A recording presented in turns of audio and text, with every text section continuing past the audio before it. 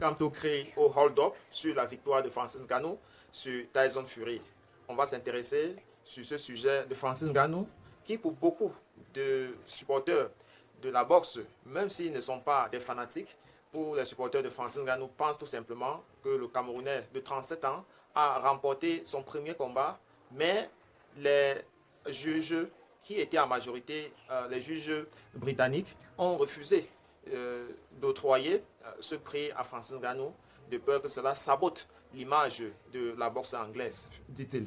On va prendre rapidement les propos du professeur Maurice Kamto et également chercher à comprendre ce qui lui est poussé à faire cette sortie-là. Le professeur Maurice Kamto dit: comment Francis Ngannou n'a pas gagné ce combat de boxe après avoir envoyé Tyson Fury au tapis, multiplier les coups faisant mouche, pocher l'œil gauche de son adversaire et rester quant à lui frais comme en entrant sur le ring.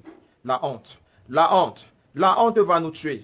Ce n'était pas le sport hier nuit sur un ring de boxe en Arabie Saoudite, mais quelque chose qui échappe encore aux spectateurs. Francis, tu as fait le boulot proprement et avec panache face à un adversaire dangereux et respectable. Merci pour la solidité et la classe.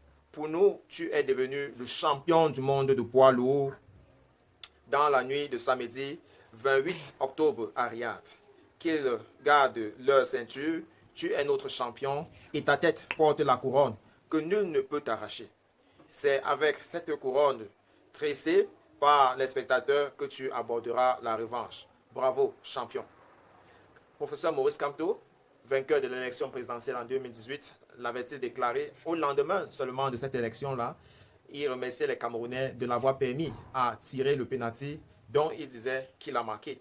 On peut donc comprendre qu'il est un habitué de revendication, surtout en ce qui concerne les matchs dont l'arbitrage peut souvent truquer en faveur de l'adversaire. Que ce soit l'élection présidentielle de 2018 au Cameroun ou encore cette duel entre Ngannou et Fury du 28 octobre 2023 à Riyad, eh bien, il y a une similitude, c'est le hold-up. Le hold-up des résultats par l'équipe organisateur qui certainement protège ses intérêts. Tout cela au détriment des participants, des spectateurs, des parieurs et tous ceux qui ont mis de leur temps, de leurs moyens, de leurs ressources pour accompagner ces événements-là. Est-ce que ceci a pour ambition de... Est-ce que ceci peut nuire à la confiance qu'on a aux juges du boxe anglaise? Eh bien, il faudrait prendre encore un peu du temps pour pouvoir conclure sur cette pensée-là. Mais en ce qui est de l'élection présidentielle de 2018, j'ai suivi aujourd'hui dimanche sur Canal 2 International les propos d'un militant qui a quitté la navire de la Renaissance après les boycotts de 2020. Il s'agit du journaliste qui représentait le MRC au sud. Eh bien, il se permet de dire que le MRC s'est disqualifié en boycottant les élections de 2020 et donc n'a pas mot à dire sur les échéances à venir, notamment l'élection présidentielle locale et autres élections qui pourront intervenir en 2025 ou avant. Venant de ce monsieur-là, eh bien, on a l'impression, on a envie de dire, est-ce qu'il avait vraiment compris le message de la Renaissance avant qu'il se permette de laisser couler sa gueule sur un plateau de télévision de cette façon-là? Parce que la Renaissance est un projet, ce n'est pas la diarrhée. C'est la diarrhée qui est pressée de trouver le WC parce qu'elle ne peut pas rester dans le ventre. La Renaissance, par contre, c'est comme un enfant qu'on enfante. Et donc, on est obligé, quelle que soit la volonté qu'on peut nourrir, d'arrêter son bébé dans sa main, on est obligé de laisser grandir le bébé dans le ventre jusqu'à ce qu'il ou elle obtienne cette maturité-là capable de vivre dans le monde avec des intempéries. Et donc, quelle est cette hâte? Quelle est cette précipitation? Qu'est-ce qu'ils pensent en réalité qu'ils sont en train de vouloir conquérir avec cette façon de faire la politique où on ne peut pas suivre un leader? J'entends aujourd'hui qu'il est parti du RDPC pour déposer ses valises dans le mouvement franquiste. C'est vraiment du tatouage, c'est-à-dire navigation à vue. C'est-à-dire où on voit qu'il y a un peu de lumière, et bien on court. Non. Le professeur Maurice Kamto, à travers ce message rendu au lendemain du combat de Francis Ngannou, dit que c'est un combat qu'il a échoué à la porte d'entrée, mais que beaucoup des observateurs critiques, même ceux du milieu de la boxe, pensent tout simplement qu'il a été déchu de sa couronne. Parce qu'on ne veut pas faire honte à la boxe. On va se demander, mais comment se fait-il qu'un novice vient d'entrer dans la boxe et bien réussit quand même à arracher la couronne au champion du moment? Eh bien, les juges n'ont pas voulu que l'histoire soit trahie ou bien que l'histoire de la boxe soit trahie de cette façon. Mais une chose est sûre, à l'image de son entraîneur Mike Tyson, tout reste à croire que ce n'est pas une attaque directe à des personnes de couleur parce que Mike Tyson, lui, il a été champion de sa catégorie pendant tout son parcours jusqu'à ce qu'il prenne sa retraite. Il est donc fort probable que Francis Ngannou est l'avenir de la boxe. À 37 ans, le fils de Batier a, pour une soirée, fait remuer tout le Cameroun. Malgré des autres événements tels que le Canada qui était assisté par la première dame, Mme Chantal Biya, et un parterre de ministres, eh bien, cela n'a retiré en rien la capacité ou bien le désir à la majorité des Camerounais pour s'intéresser sur des vrais événements, celui d'accompagner un patriote qui est parti de zéro et aujourd'hui aide à brandir le drapeau, le vert, rouge et jaune dans des milieux insoupçonnables. Si besoin était encore d'expliquer pourquoi la jeunesse camerounaise ne s'intéresse pas à la chose politique, eh bien, il faudrait passer par cet exemple de Francis Ngannou pour expliquer que nous devons communiquer à cette jeunesse-là avec le langage qui réussit. Vous n'avez pas oublié d'aussitôt que le Social Democratic Front du feu Ninh Fundi a également, lors de la même nuit, élu son deuxième président national après Ninh Fundi qui a trôné à la tête de cette formation politique-là près de 3 décennies.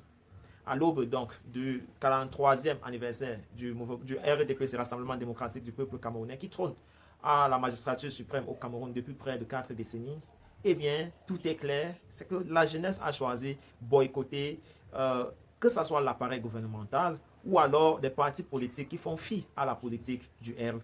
Cela au profit des gens qui se battent, qui cherchent, pas en obstruant des autres, mais qui se battent pour améliorer leur lendemain. Ngannou l'a dit, il a eu l'occasion de le dire, que ce qui lui motive, ce qui lui fait passer du Martial Mixed Arts, le MAA, pour la boxe anglaise, c'est d'abord un problème de gombo.